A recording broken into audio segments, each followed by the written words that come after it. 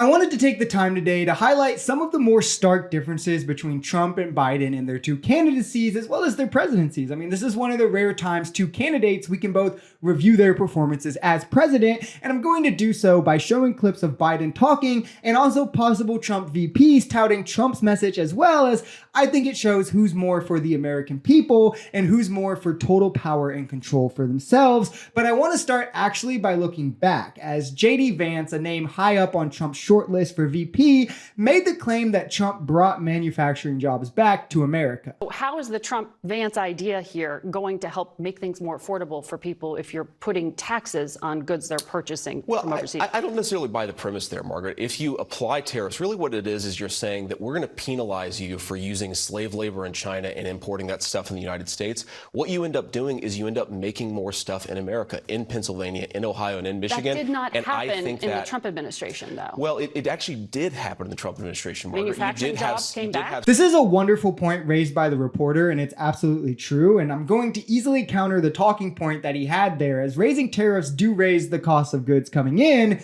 thus raising them for those buying them in America. And Trump did nothing to incentivize businesses to stay in America or come back to America, as he actually cut the foreign tax rate to zero. Thus, corporations were getting taxed less on their profits if they moved overseas. This cost us jobs, and again, raising our need to import, which again was raised by his tariffs and costs. Now, Joe Biden has already came in and more than doubled the foreign tax rate, kept the same tariffs, has actually raised some other ones on electric vehicles and things like that, while also offering massive tax breaks for companies who manufacture and buy goods manufactured in America, which actually incentivizes businesses to stay in the country. And it's shown with Trump having lost 178,000 manufacturing jobs, while Biden has gained 773,000. Viktor Orban in particular, as you know, I mean, he rewrote the Constitution, he neutered the courts, he has tried to control the media.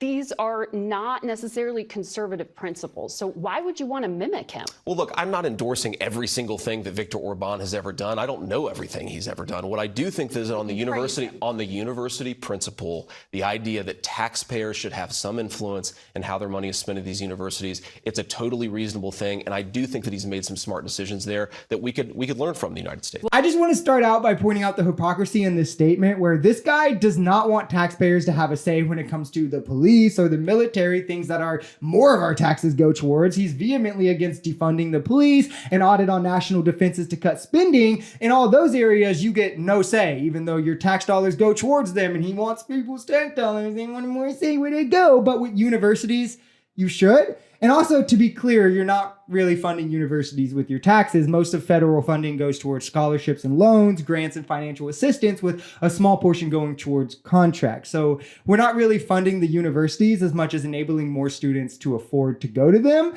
What he really wants is to be able to say no affirmative action, no CRT, no teaching slavery. Let's erase America's racist past and history classes and other super narrow asks that only fit in Trump's straight white man worldview. You started college just as George Floyd was murdered, and there was a reckoning on race. It's natural to wonder if democracy you hear about actually works for you. What is democracy? If black men are being killed in the street, what is democracy? The trail of broken promises still leave black communities behind. What is democracy? You have to be 10 times better than anyone else to get a fair shot.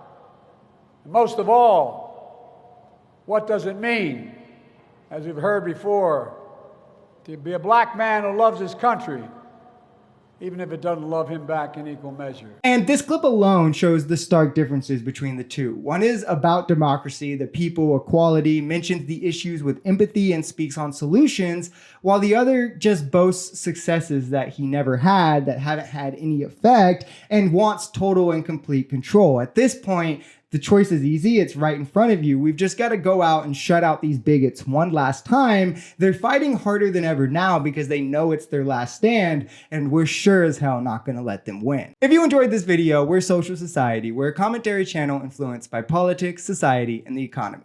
We are pretty left-leaning on this channel, but we're open to our right-wingers as well. The biggest thing here is having conversations that get everyone to the bottom of the truth. If that sounds like something that could interest you, consider smashing that subscribe button, leaving us a like, or even commenting on this video. We even have memberships available as low as $3 if you'd like to support, because the only way we become a society is together.